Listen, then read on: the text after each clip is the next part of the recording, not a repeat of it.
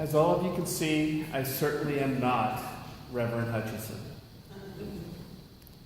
But these readings really speak to me in a whole area of ways. And that's what I want to talk about. Have any of you been in the position of being at a job and discovered a coworker who's doing the same work that you're doing is getting paid more? Yeah. Or maybe they're getting paid less. And also, you've seen where in society, some people have more. That's right. Some people have less. And we have a habit of measuring what we have. Like we could gather everything that we have in a pile. Then we look at everyone else's pile. This is something that we need to think about. Will you join me in prayer? Mother, Father, God, thank you for our presence. Thank you for your presence amongst your people. And thank you for the word that you're giving us today. In many names. Amen. So, we got this pile. Maybe it's a little itty bitty pile. Maybe it's vast. But they're all different. And we have a sense of fairness that tells us what one person has should be the same, or at least that it should be equitable. So that if I'm out working in the sun picking grapes and then smashing them with my feet and making them purple, because you get wine that way. If I'm working harder than the other person, shouldn't I get paid more than the other person? There's a sense of basic fairness there. But that's not what the message says. That's not what the Bible says. And why? Why should somebody else be getting more than me? Why does Bill Gates get all that money? I mean, really? Okay, maybe he earned it. But there are other people that you see that seem so successful, and you think, why do they got so much? Why do I have so little? That's not fair. It's not fair. But I would caution you on this, and I caution myself on this as well, because I'm as guilty as the next person for certain. I know that I've been in a position many times where, like, to do a job, I get the really horrible, nasty, terrible, crawl in the sewer part of the job. Why does the other guy get to stand up there on a radio? That isn't fair. But the job has to get done. Somebody has to do it.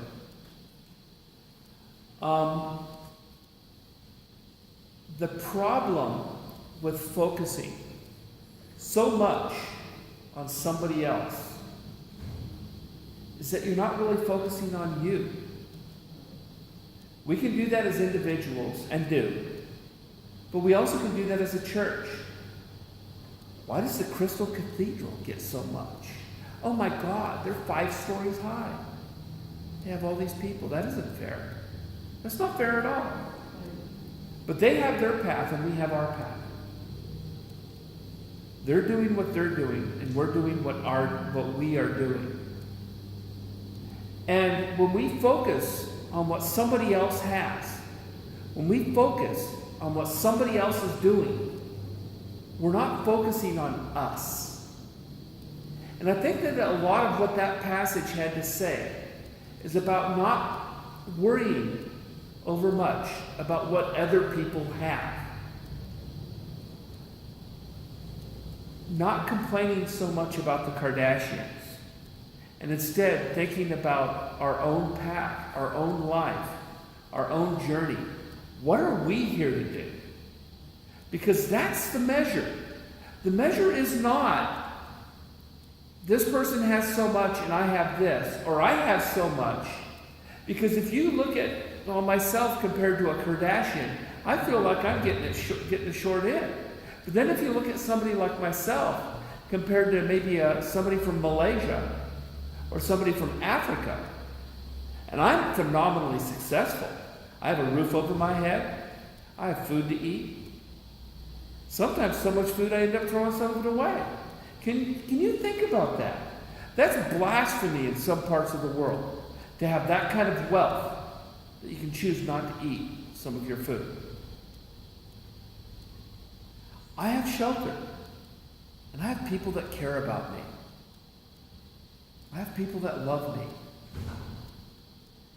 And isn't that another measure of wealth? I think it is.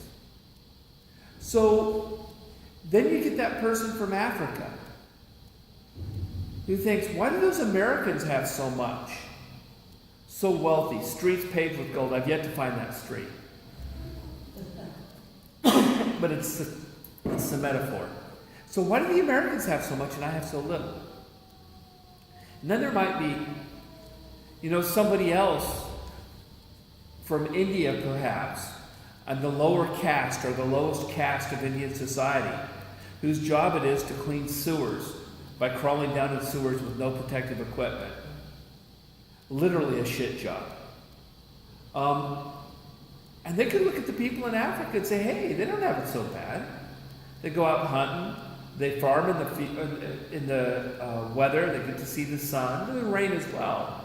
But compared to my job, they got it pretty good. But the focus is on the wrong direction. The focus is supposed to be on what your path is.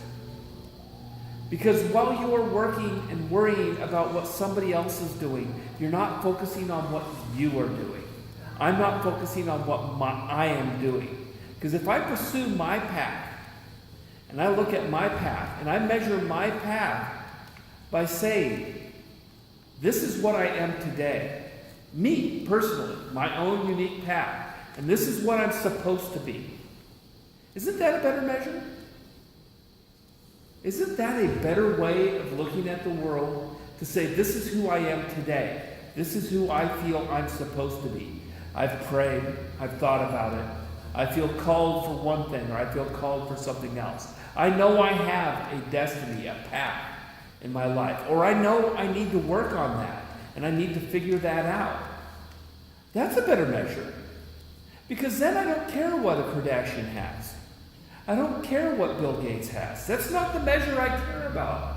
Because the measure I care about is where I am and where I should be. What I'm doing today, what I'm accomplishing today, and what I should be accomplishing tomorrow. That's a measure that has meaning. And then it doesn't matter what the other workers got for their work. It doesn't matter. What matters is what I'm doing and what I'm earning and how I'm acting, where I'm succeeding, where I'm failing, and we all fail. So I'm a YouTube addict, and I know I am, and I find some wisdom there. It isn't all about fast cars or whatever. In a TEDx talk, and I'm sorry I wasn't prepared. I can't cite the source. But they said 5 questions to determine what your life's path is. 5 questions. If you can answer those 5 questions, you know who you are and what you're supposed to be doing in your life. And it's interesting because only the first 2 questions are about you. First question is, who are you? Now you can answer that with a name. But is that really a complete answer? Maybe. Possibly. You're more than a name. Okay, I know you're more than a name. I'm not just Megan Mackey. I'm Megan Mackey, a writer. I'm maybe Megan Mackey, a woodworker. I'm Megan Mackey, a utility mechanic that gets to crawl in the sewers. I hate that job. So the point is I'm not just a name. There's that country thing. You ask somebody from the city, who's that? They say, well, that's James Jones. You ask somebody from the country, who's that? Says, well, that fellow has a farm down the piece where he's raising sheep. He has 2 kids, and they are in the 4-H, and one of them won a prize. Well, what's his name? Well, it's James Jones. But I thought you wanted to know who he was. You see? We're more than a name. So the first question is, who are you?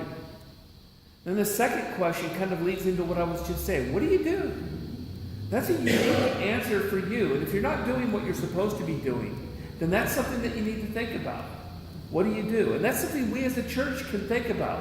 What do we do? There's a lot of good stuff that we do, but are we doing what we're supposed to be doing? Then the third question is, who do you do it for? Whoa, that didn't have anything to do with you. It kind of has to do with your customer. It has to do with your audience. It has to do with the other people in your life that you're influencing. So who do you do it for? Then the next question is, what do they get at it? Are you a chef and they get a meal? Are you a performer and they get entertained? Are you a mechanic and they get a car that runs? That's the question that actually is really valuable because it speaks to what you're doing to the community, how you impact the people around you. And then the final question, and this sounds a little bit like question 4, but it's not. The question is, how do they change? How do the people that you take care of, how do the people that you speak to, how do they change? Do they learn something new? Is their life improved? Have they grown? Have they laughed? Do you at least get a smile? How do they change? So 5 questions. And when you can actually answer those 5 questions, you have a better idea who you are, what path you're on, and what that means. And then it's not about who got the silver coin. It's not about who got this and who got that. It's the measure of this is where I am. This is where I should be. I was helping move my partner's stuff into her new house yesterday, and a neighbor came over. Are you the new neighbors? Well, here's the list of the information about all the other neighbors, because we're a community that looks out for each other. And I'm like, oh my God. So this is the neighborhood busybody. Oh well. And so we were introducing ourselves, and I introduced Mike, Sophie's son, and said that we were all relatives, but none of us were going to be living in the house. I decided I'm not going to tell her how I fit into this. I'm just not. And the thing is, this is a woman who's focused so much on everybody else that could very well be her only life. That could be what she does, and the only thing she does. Could also be why the other people moved out of the house, but I don't know. The point is, she's looking at someone else and not looking at herself. And I would caution us, and as I'm speaking this to you guys, I'm really speaking it to myself, to not look at what other people have as a measure of who I am, but to look at our own self and compare that to what we're supposed to be doing. I'm supposed to be in ministry. I'm supposed to be going to college to get my master's degree and to go into ministry. That's my path. I'm a writer. Unfortunately, I'm a utility worker, and I'm hoping to put that part behind me and pursue that future that I know that I have in front of me. Kind of one of the principal reasons that Soph and I are splitting is so that I have the flexibility to be able to do what I need to do. The thing is it's not about how I compare to anyone else. It's not about how I measure up to the rest of society. It's not how I measure up to some standards that I really don't care about that much anymore because they don't apply to my community. It's about how I measure up to who I'm supposed to be. We're an amazing community. We are. We help each other. And I don't just mean help each other in a, how are you doing, it's good to see you today kind of thing. I mean, in measurable, real, and significant ways, we help each other. When somebody is down, when somebody is hurting, be that an extra hug, or here, this is bus fare, or what do you need? How can I help you? We do that. And also, and this is something that's kind of serendipitous about what happened today with the pastor being sick.